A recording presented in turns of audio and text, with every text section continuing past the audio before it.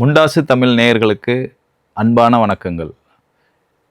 Alpha மனிதர் வரிசையில் நாம் முதல் மனிதராக அவருடைய தத்துவங்களையும் கருத்துக்களையும் பேசுவதாக இருந்த தலைவர் தந்தை பெரியார். அந்த அடிப்படையில் இன்று கற்பு என்ற தலைப்பில் தந்தை பெரியார் அவர்கள் பெண் ஏன் அடிமையானாள் என்ற புத்தகத்தில் அவர் வெளிப்படுத்திய கருத்துக்களை நாம் இன்று மக்கள் மத்தியில் மீண்டும் எடுத்து செல்ல அந்த தலைப்பை இன்று நாம் பேச இருக்கிறோம்.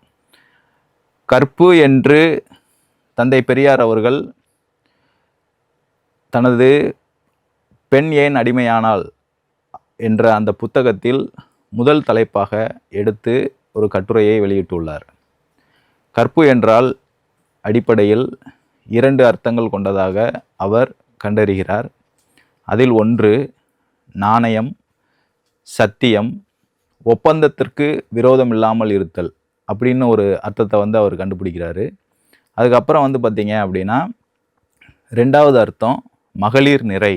மகளிர் நிறை அப்படின்னா நிறை அப்படின்னா அழிவின்மை, உறுதிப்பாடு, கற்பு அப்படின்ற சில அர்த்தங்கள் இருக்கிறத கண்டுபிடிக்கிறாரு. தந்தை பெரியார் கற்புக்கான அர்த்தங்களை உலகளாவிய மொழிகள்லையும் சரி, குறிப்பாக தமிழ் மொழியிலையும் சரி, இந்தியாவில் இருக்கிற மொழிகள்லேயும் அவரோட ஆய்வில் கண்டுபிடிச்சதில் பார்த்தீங்க அப்படின்னா இந்த அர்த்தங்களை அவர் வெளியே சொல்கிறாரு.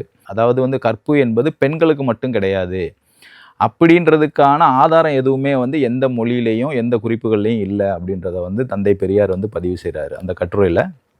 அதே மாதிரி ஆங்கில மொழியில் கற்பு அப்படின்ற அர்த்தத்தை பற்றி நம்ம அதுக்கு ஏதாவது வார்த்தைகள் இருக்கா அப்படின்னு தேடி பார்த்தோம் அப்படின்னா சாஸ்டிட்டி அப்படின்ற ஒரு வேர்டு இருக்குது. அதோட மீனிங் பார்த்தீங்க அப்படின்னா அதோட சினானிம்ஸ் பார்த்தோம்னா விர்ஜினிட்டி அப்படின்னு சொல்லுவோம். விர்ஜினிட்டி அப்படின்னா சுத்தம், கெடாதது அப்படின்னு அர்த்தம். அந்த அர்த்தத்தில் தான் இருக்குது. ஆனால் ஆங்கில மொழியில் இருக்கிற இந்த வார்த்தை பார்த்தீங்க அப்படின்னா இது ஆணுக்கானது, பெண்ணுக்கானது அப்படின்ட்டு அவங்க எங்கேயுமே குறிப்பிடலை.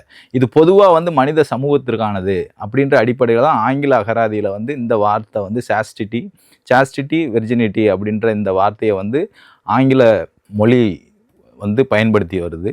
அதனால தான் தந்தை பெரியார் எப்போவுமே ஆங்கில மொழியை ஒரு முற்போக்கு மொழி அப்படின்னு நிறைய இடங்களில் பதிவு செய்கிறாரு. அதுக்கான முக்கிய காரணமும் இதுதான். அதுக்கப்புறம் பார்த்தீங்க அப்படின்னா நமக்கு கற்பு என்பது பெண்களுக்கானது மட்டும்தான் அப்படின்ற அந்த மதிப்பீடுகள் குறிப்பாக இந்திய தேசத்தில் எப்படி உருவாக்கப்பட்டிருக்கு அப்படின்னா ஆரியர்களால் தான் உருவாக்கப்பட்டிருக்கு அப்படின்றத தெளிவாக தந்தை பெரியார் பதிவு செய்கிறாரு. அதாவது ஆரிய பாஷை அப்படின்னா வேதங்கள், இதிகாசங்கள் இதில் எப்படி சொல்லியிருக்காங்க அப்படின்னா கற்பு அப்படின்றதுக்கு அர்த்தம் நேரடியாகவே அடிமை அப்படின்ற அர்த்தத்தை அவங்க குறிப்பிடுறாங்க. அதாவது பதிக்கு அடிமை, பதிவிரதம். பதி அப்படின்னா பார்த்திங்கன்னா அதிகாரமிக்க, எஜமான், தலைவன். அதாவது கணவரை குறிப்பிடுற ஒரு சொல்லு தான் பதி அப்படின்றது. அப்போ பொதுவாக இந்து மதத்தில் பதிவிரதம் இருக்கிறது, பதிக்கு அடிமையாக இருக்கிறது. ஸோ அதை சொல்லியே இங்கே இருக்கிற மத சம்பிரதாயங்கள் எல்லாமே இருக்குது அப்படின்றத பெரியார் குறிப்பிடுறாரு. பெண்களை பொதுவாகவே தலைவி, நாயகி அப்படின்னு சொல்லி இலக்கியங்களில், இதிகாசங்களில் குறிப்பிடப்பட்டிருந்தாலும் அதெல்லாம் பார்த்தீங்க அப்படின்னா ஜஸ்ட்டு நீங்கள் ஒரு அன்பை வெளிப்படுத்துறதுக்கும் இல்லாட்டா ஒரு காதலை வெளிப்படுத்துறது அந்த நேரங்களில் மட்டும்தான் அந்த வார்த்தைகள் பயன்படுத்தப்பட்டிருக்கே தவிர ஒரு முழுமையாக ஒரு திருமண உறவில் இணைஞ்சு இருக்கிற ஒரு பெண்ணுக்கு ஒரு தலைவிக்கான முழு அர்த்தத்தோட அந்த அந்தஸ்து நீங்கள் கொடுக்கல அப்படின்றத பெரியார் தெளிவாக சொல்கிறாரு. அதுக்கப்புறம் பார்த்தீங்க அப்படின்னா ரொம்ப முக்கியமாக பெண்களின் இந்த கற்பு நிலைப்பாடு, பெண்களின் நிலை, இதை பற்றி திருவள்ளுவர் பற்றி நம்ம படித்தோம் அப்படின்னா அவரோட நிலைப்பாடு நமக்கு கொஞ்சம் சற்று மயக்கத்தை தருது அப்படின்னு சொல்லி பெரியார் சொல்கிறாரு. அதுக்கு குறிப்பாக அவர் 2 அத்தியாயங்களை குறிப்பிடுறாரு. வாழ்க்கை துணைநலம் 6ஆம் அத்தியாயம், அதில் பெண்கள் பற்றி வள்ளுவர் சொல்லியிருக்கிற குறள்கள். அதுக்கப்புறம் பெண் வழிச்சேரல் அப்படின்ற 91வது அத்தியாயத்தில் இருக்கிற பகுதி, அந்த பகுதியில் வள்ளுவர் சொல்லியிருக்கிற கருத்துக்கள் மற்றும் சில தனி இடங்களில் அங்கங்கே வள்ளுவர் சொல்லியிருக்கிற விஷயங்களை தந்தை பெரியார் சொல்கிறாரு. இதுக்கு நிறைய பேர் மறுப்பு தெரிவிச்சிருக்காங்க. ஆனால் ஆதாரத்தோடு பெரியார் அதை நிறுவியிருக்காரு. சரிங்களா? அதுக்கு உதாரணமாக கொழுநனாகிய தன் தலைவனை தொழுகின்றவள் மழையை பெய் என்றால் பெய்யும். அப்படின்ற இந்த மாதிரி மூடத்தனமான கருத்துக்கள்லாம் வள்ளுவரே சொல்லியிருக்காரு அப்படின்றத வந்து தந்தை பெரியார் வந்து சொல்கிறாரு.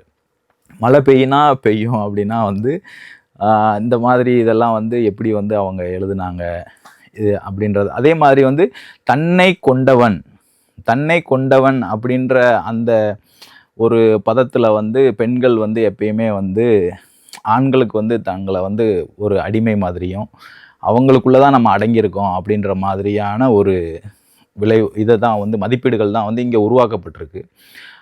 ஆனால் வந்து ஆங்கில மொழியில் வந்து இப்போ தன்னை கொண்டவன் அப்படின்ற அந்த வார்த்தை வந்து நம்ம வந்து ஆங்கிலத்தில் வந்து ஷீ அப்படின்ற அந்த வார்த்தை இருக்கு இல்லையா, எஸ்ஹெச்இ ஷீன்ற வார்த்தையில் பார்த்தீங்கன்னா அது அவள் அப்படின்ற பொருள்படுற ஒரு வார்த்தை.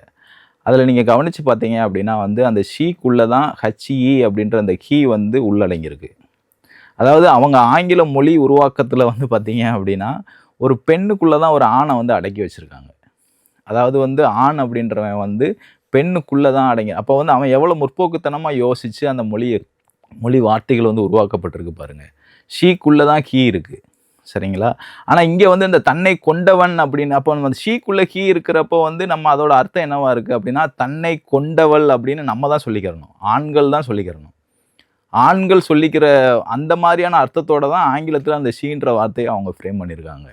இப்போ இந்த மாதிரி வந்து வள்ளுவரே வந்து தன்னை கொண்டவன், கொழுநன், மழை பெய்யும் அப்படி இப்படின்னு எல்லாம் சொல்லி கொஞ்சம் உழப்பி வச்சுருக்காரு அப்படின்னு சொல்லி பெரியார் வந்து சொல்லியிருக்காரு. அதே மாதிரி ஒரு கேள்வியை முன்வைக்கிறாரு, திருவள்ளுவர் வந்து பெண்ணாக பிறந்திருந்தா இந்த மாதிரி வந்து கருத்துக்கள் எல்லாம் முன் வச்சிருப்பாரா அப்படின்னு ஒரு பெரியார் வந்து தன்னோட கேள்வியை முன்வைக்கிறாரு. அதுக்கப்புறம் வந்து மற்றது ஜென்ரலாக கேட்குறாரு, தர்ம சாஸ்திரங்கள், நூல்கள் இதெல்லாம் வந்து பெண்கள் எழுதியிருந்தாங்க அப்படின்னா கற்பு பற்றி இந்த மாதிரி பதிவிரதம், பதி அடிமை இப்படியெல்லாம் வந்து எழுதுவாங்களா அப்படின்னு வந்து, ஏன்னா பெண்களை வந்து நீங்கள் படிக்க விடலை, பெண்களையும் படிக்க விடலை, இந்த நாட்டின் பெரும்பான்மை மக்களையும் நீங்கள் படிக்க விடாத அளவுக்கு வந்து வேலைகள்லாம் வந்து செஞ்சு வச்சுருந்தாங்க. அப்போ வந்து அதை வந்து பெரியார் கேள்வி கேட்குறாரு, பெண்கள் வந்து நூல்கள் எழுதியிருந்தாங்கன்னா கற்புக்கு விளக்கம் கொடுத்துருந்தாங்கன்னா இந்த மாதிரியெல்லாம் வந்து விளக்கியிருப்பாங்களா அப்படின்றத வந்து பெரியார் கொஷின் பண்ணுறாரு.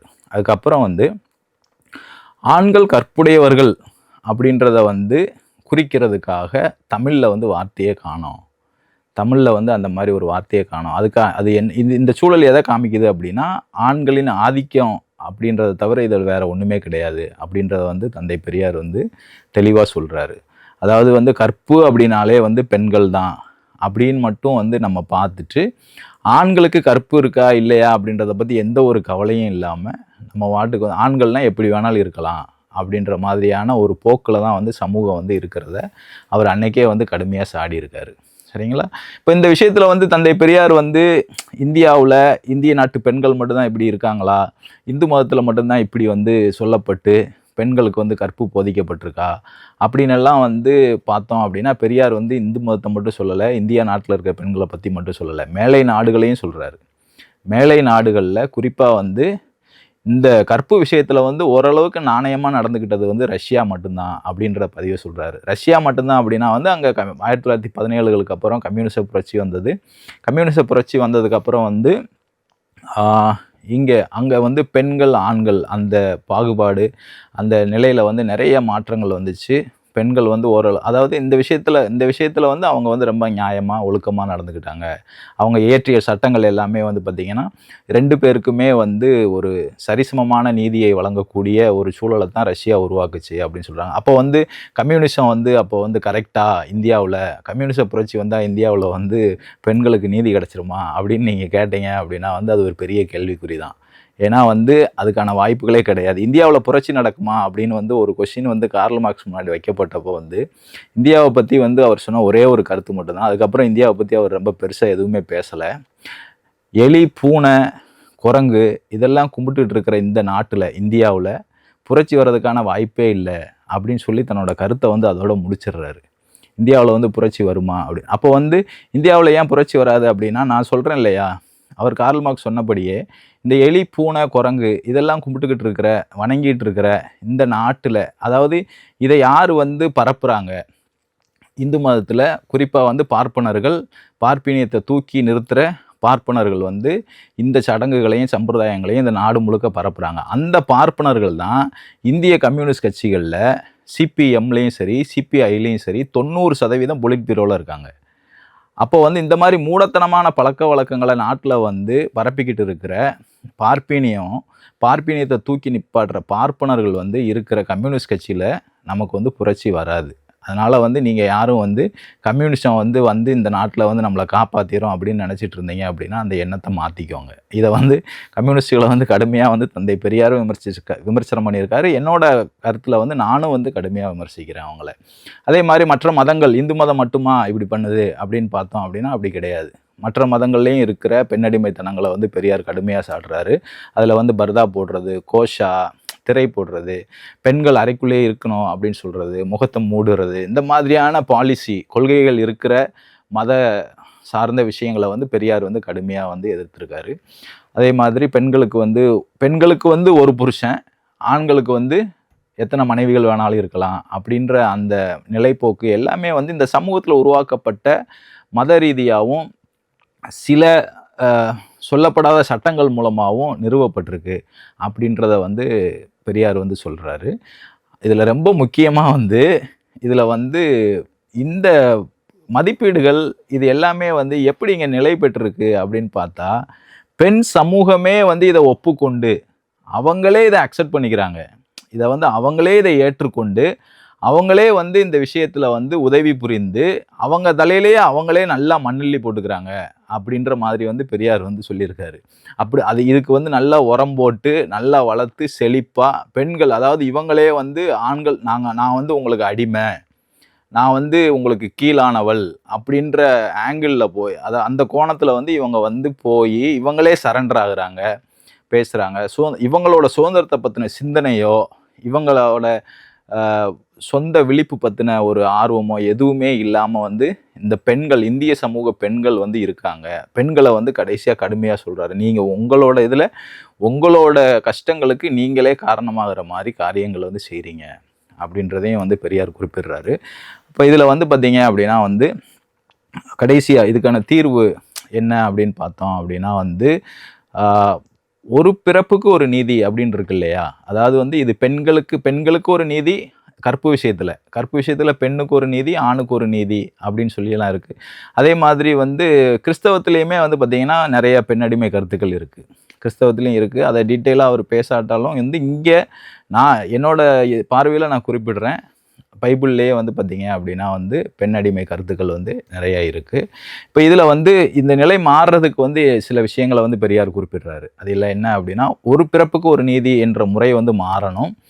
2 பேருக்குமே, ஆணுக்கும் பெண்ணுக்கும் சுயேச்சை கற்பு அப்படின்ற அந்த வார்த்தையை பயன்படுத்துகிறாரு.